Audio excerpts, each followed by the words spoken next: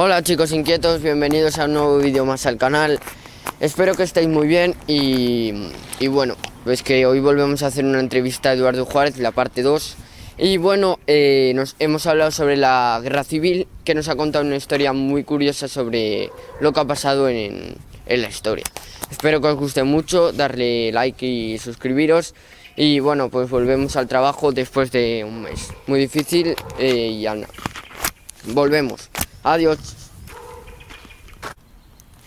Hola chicos inquietos, ¿qué tal estáis? Bueno, hoy estamos de nuevo con Eduardo Juárez, que es la segunda parte, y vamos a hablar sobre un tema de la historia de España, que fue la guerra civil. Y bueno, desde la última entrevista te vuelvo a ver y ¿qué tal estás? Han cambiado, ¿cómo estás?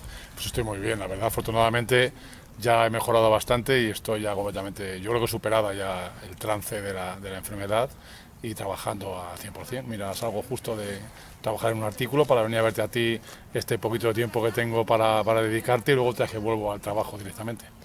¿Y se puede saber de qué artículo es o qué cosas estás haciendo ahora? Porque recordemos que has escrito libros, que has escrito artículos muy interesantes que han llamado la atención de radios, de grandes prensas a nivel nacional y a nivel de Castilla y León. ¿Qué estás escribiendo ahora? Bueno, pues ahora mismo acabo de terminar un trabajo, un artículo para una revista de historia sobre la muerte y estoy trabajando en una investigación sobre registros notariales en el siglo XV. Un poco prosaico y denso, pero cuestiones de investigación en ciencias y técnicas historiográficas, que es una de mis líneas de investigación, sobre todo en la Edad Media. Y para acabar este tema de la investigación que hemos empezado abriendo la entrevista, ¿cuántas líneas de investigación tienes tú? O sea, ¿qué haces tú sobre investigación, como lo que acabas de decir del siglo XV y del artículo que estás haciendo de la muerte? ¿Cuántas formas abiertas tienes de hacer un artículo, una investigación? Bueno, pues ahí muy bien. Yo tengo básicamente mis líneas de investigación, la principal son líneas, es la cultura escrita, es decir, línea de investigación sobre cultura escrita en la Edad Media, trabajo, investigo sobre tipos de letras, tipologías gráficas, formas de escribir, formas escritas, documentos, documentación. Esa es una de mis líneas de investigación. Otra es también muy fuerte y muy importante, es la estructura y los servicios de inteligencia en la Edad Media, que también creo que es una de las líneas más importantes. Mi tesis doctoral tiene que ver con eso.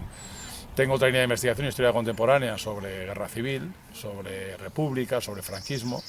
Luego tengo otra línea de investigación abierta, que es este lugar en el que vivimos, el Resitio San Ildefonso, que por eso me hicieron cronista, o como me hicieron cronista no me queda más remedio que investigarlo.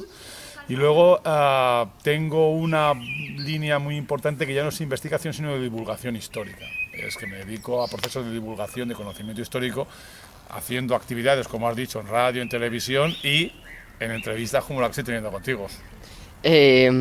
Pues ahora ya vamos al tema de la guerra civil, que fue una catástrofe para España. Los historiadores, ¿cómo lo veis lo que pasó hace poco tiempo? Porque es la historia de hace relativamente poco. Para ti, ¿cómo fue para el país esos 3 años donde el país quedó destruido? ¿Cómo reaccionó el país al ver que una guerra civil desde el inicio hasta el final? Bueno, esa pregunta es una tesis doctoral en sí, ¿eh? Es decir, te tendría que estar respondiendo durante el resto de mi vida. Bueno, yo creo que las guerras civiles en líneas generales suelen ser una catástrofe para las sociedades. Es lo último que debe hacer una sociedad, es entrar en una guerra interna para dirimir posiciones políticas, sociales o ideológicas, como ocurrió aquí. El problema en sí en España no es que durante 3 años los españoles acabaran destruyéndose unos a otros, sino lo que conllevó la guerra civil, que conllevó la desaparición de un modelo que tendía hacia una situación lo más cercana a la democracia que había estado España en toda su historia, y tuvo de derivar durante 40 años en una dictadura y esperar esos 40 años para poder hacer otro intento, otro conato, otro intento de estabilizar una democracia. Por tanto, la guerra civil en España no es más que uno de los muchos episodios que hemos sufrido los últimos 200 años a la hora de establecer un sistema político, jurídico, administrativo que fuese más cercano a lo que entendemos por la consecución de la justicia social. Es decir, que los ciudadanos que forman parte de este país también tuviesen parte en esa distribución del poder político y en el ejercicio de esa política y de la constitución de la sociedad. Básicamente esa es la transición que ha tenido España probablemente desde la Guerra de Independencia, desde 1812 hasta hoy, que seguimos construyendo esa democracia con todos los problemas que tenemos. La guerra civil, en términos generales, es un paso más, un paso atrás, es un proceso terrorífico, destructivo, pero es un paso atrás que nos sirvió para coger impulso, probablemente, aprender de lo que no debe ocurrir nunca jamás y poder llegar a una situación democrática como la que estamos viviendo ahora. Aún así, yo te diría que en términos catastróficos, como has dicho, la guerra civil, yo creo que el problema esencial de la guerra civil no es en sí el proceso bélico, lo que entendemos como guerra. Es decir, las guerras civiles no son catastróficas porque haya dos ejércitos que se destruyen, sino por los procesos represivos que derivan. Entonces, la guerra civil en España está tan presente porque fue una guerra que tuvo muy poco enfrentamiento bélico y muchísimo proceso represivo.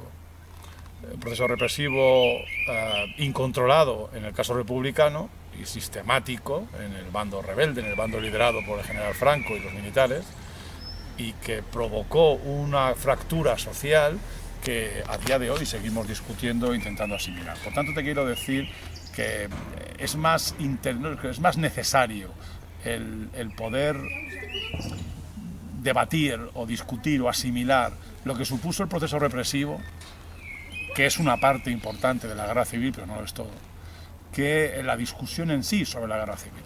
No sé si me he explicado. Sí, te entiendo sobre todo lo que has contado de esa historia de esos 3 años que desencadenaron luego, como tú bien has dicho, un largo gobierno dictatorial de Francisco Franco. Y puedes explicar, porque todavía hay gente de universitarios y mucha gente que no entiende lo que fue esto para España, una guerra civil.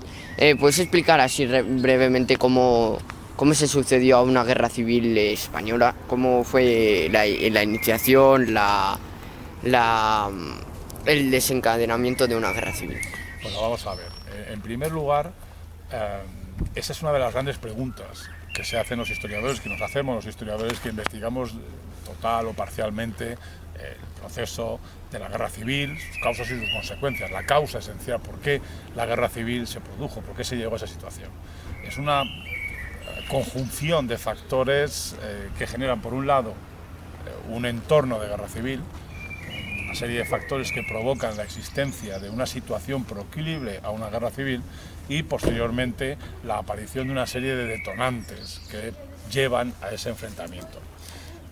La explicación de qué causó la guerra civil española es esa pregunta que llevan persiguiendo muchísimo los españoles los últimos 80 años. ¿Por qué los españoles llegamos a ese punto? ¿Por qué en España se pasó de considerar al oponente político, se pasó de considerarle un oponente político a ser considerado un enemigo que había que eliminar, no que debatir o combatir, sino combatir con las armas e incluso de exterminar, ¿no? Entonces, no hay una sola causa, no hay una sola explicación, del mismo modo que no hay solo una consecuencia, no hay un culpable, la culpa no fue de él o de aquel o de aquello, de aquella situación. El mundo entonces era un mundo que sobrevivía a una depresión brutal económica, una megacrisis salvaje que había empezado en el año 29 en los Estados Unidos con un crack de la bolsa provocado por una especulación y una sobrevaloración tremenda de la economía. Esto generó una crisis en cadena que llevó a la mayoría de los países a estar prácticamente en bancarrota, a la fractura, a la ruptura de la situación social, política, debido a la crisis económica evidente. Sobre esa crisis económica emergieron una serie de pensamientos políticos, más que pensamientos políticos, de sistemas políticos asociados a pensamientos totalmente extremistas, totalitarios, que acusaban a los modelos democráticos de haber provocado la crisis. Esos extremismos indudablemente fueron los fascismos, el nazismo, pero también el comunismo stalinista, ¿no? Que llegan a esa idea de que las democracias están en declive, que es un sistema político superado y que las sociedades deben ser regidas por unos sistemas férreos totalitarios y con líderes autoritarios que ejercen un poder de control sobre la sociedad, donde no hay diversidad ideológica, donde solo hay un partido único, donde solo hay una decisión, una forma de pensar, y el único objetivo es el beneficio del común, el beneficio del pueblo. En esa tesitura es donde nace la República Española, en un entorno de crisis brutal, en un entorno de desconfianza profunda y tremenda hacia las democracias, en una carrera armamentística donde los nazis y los fascistas han llegado al poder y ese militarismo propio que conlleva el ultranacionalismo que los define, bueno, pues todo eso va a generar una situación prebélica a nivel mundial muy importante. Entonces, la manera de comprender la Guerra Civil Española, de por qué empieza, es empezando comprendiendo el entorno que rodea a España en aquel momento. No es una cuestión exclusivamente de los españoles, sino que es una cuestión de los europeos, del mundo. La Guerra Civil en España empieza precisamente por un enfrentamiento, una ruptura social con dos maneras diferentes de ver la sociedad, dos o tres que confluyen en un enfrentamiento bélico, en un golpe de Estado que fracasa y que conlleva el inicio de una guerra, y en el apaciguamiento hacia las maniobras de los líderes fascistas por parte de las potencias occidentales, de las democracias occidentales, que llevará a una guerra sin fin en España. Básicamente, el decirte las causas, puedo decirte 100.000 causas, no 100.000 causas, 7, 8, 9, 10 causas que provocaron el entorno, un ambiente, una climatología social de guerra civil. Y detonantes claros, ¿no? Como por ejemplo el detonante inicial básico de la guerra es el golpe de Estado que provocan los militares entre el 17 y el 18 de julio del 36, pero también un detonante es la falta de acción por parte del gobierno republicano ante los movimientos sediciosos, ¿no? Los movimientos tendentes a un golpe de Estado que hay dentro de la cúpula del ejército español, y con el apoyo de determinados poderes económicos fácticos evidentes como Juan March, como el apoyo de Mussolini a los partidos fascistas españoles, es decir, Hitler. Claro, pero Hitler es posterior. El apoyo de Hitler es más directo cuando se inicia la guerra que la preparación o el fortalecimiento de esa ideología fascista. Lo mismo que la penetración de la Comintern y de esa parte del Partido Comunista de la Unión Soviética en el Partido Comunista de España, ¿no? Bueno, en fin, una plétora de factores que son inevitables de asumir a la hora de comprender un proceso tan complejo, ¿no? Como es la Guerra Civil Española. Y las dos últimas preguntas para acabar ya la entrevista de hoy, que está siendo pues increíble con Eduardo Juárez. Con donde estamos viviendo, donde estamos rodeados ahora mismo del Real Sitio, aquí tuvimos que lamentar una guerra civil, o sea, pasó aquí la guerra civil justo ya acabando, y en uno de los enfrentamientos más importantes pasaron por aquí, en Balsaín. ¿Cómo fue, así brevemente, que nos queda poco tiempo, cómo fue ese enfrentamiento aquí? ¿Cómo fue a La Granja y a Balsaín, pueblos pequeños, y que, bueno, pues cómo vivieron ese enfrentamiento bélico? Bueno, pues en principio, porque tú has dicho, el enfrentamiento bélico se produce básicamente a finales de mayo y principios de junio del 37, en la llamada Batalla de La Granja, que se resume muy fácilmente. La llegada al gobierno de Juan Negrín Juan Negrín intenta una ofensiva que levante el ánimo del ejército republicano, que no ha tenido más que derrotas hasta ese momento. Pues el objetivo es conquistar Segovia. Entonces plantean la conquista de Segovia y la llegada hasta Segovia y el freno que hace el ejército franquista a la ofensiva republicana. Eso es la Batalla de La Granja, por una parte. Es decir, hay un enfrentamiento que dura 6 días, que tiene entre 3.000 y 5.000 bajas. Luego hay otro pequeño enfrentamiento en marzo del 38 en el puerto del Reventón, que dura 2 o 3 días, de menor importancia, pero básicamente lo que hay es un proceso represivo muy grande. En La Granja, lo que sufren Balsaín y La Granja, sobre todo Balsaín, como he dicho, pero también La Granja, es un proceso represivo muy importante por la sindicación o el desarrollo sindical que había experimentado la población trabajadora de estos sitios. Entonces, contra ellos se desarrolla un proceso represivo tremendo que tiene entre 60 y 100 personas que son asesinadas o desaparecidas, y por supuesto más de 400 encarcelados, una población de apenas 2.000 habitantes, ¿no? Para que veas cómo afectó la guerra civil a esto. Está en la memoria de todos los vecinos. Y por último, ya para acabar, ¿cómo sea, ¿qué aconsejas a día de hoy a los estudiantes que, bueno, están estudiando esto, a la educación en general? Pues después de lo que me has contado de la historia que pasó aquí en el Real Sitio, que es, lamentablemente luego ya fue conquistada por Franco y que ya, pues aquí ya estuvo la dictadura, Franco vive aquí en el palacio.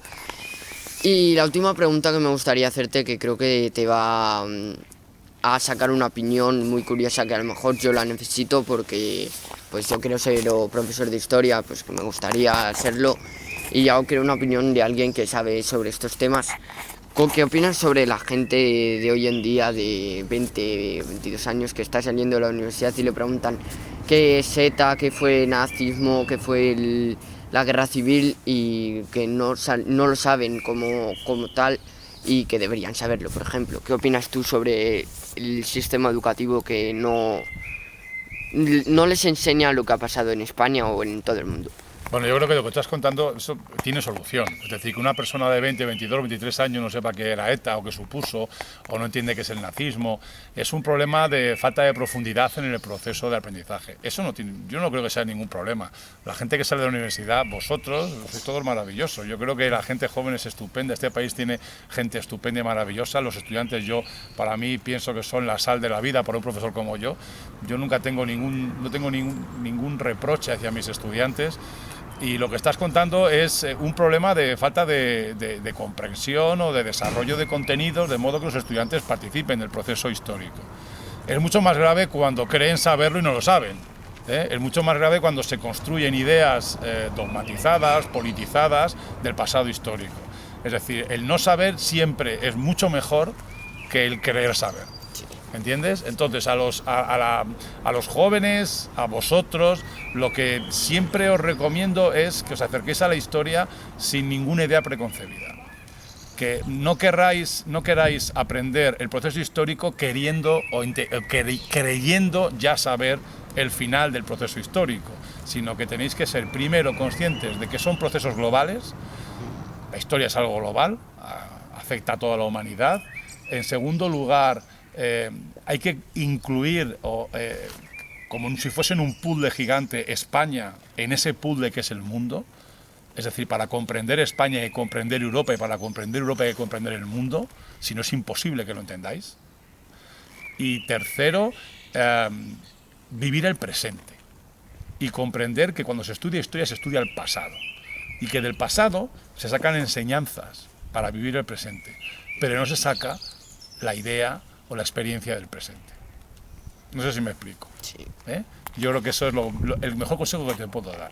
Sí, y bueno, pues muchas gracias por estar en la entrevista, en la segunda parte, que a mí me ha hecho especial ilusión hablar sobre un tema que creo que hay que seguir recordándolo para que no vuelva a suceder y para que no podamos nosotros recordarlo como algo malo, sino como algo que nos ayuda a ser un país mejor. Eso está claro. Bueno, pues hasta aquí la entrevista con Eduardo Juárez. Espero que os haya gustado muchísimo esta entrevista. Ya lo sabéis que volvemos después de un mes muy duro y ya pues aquí os dejo con el gran entrevistador de hoy. Y bueno, un saludo y hasta siempre. Adiós.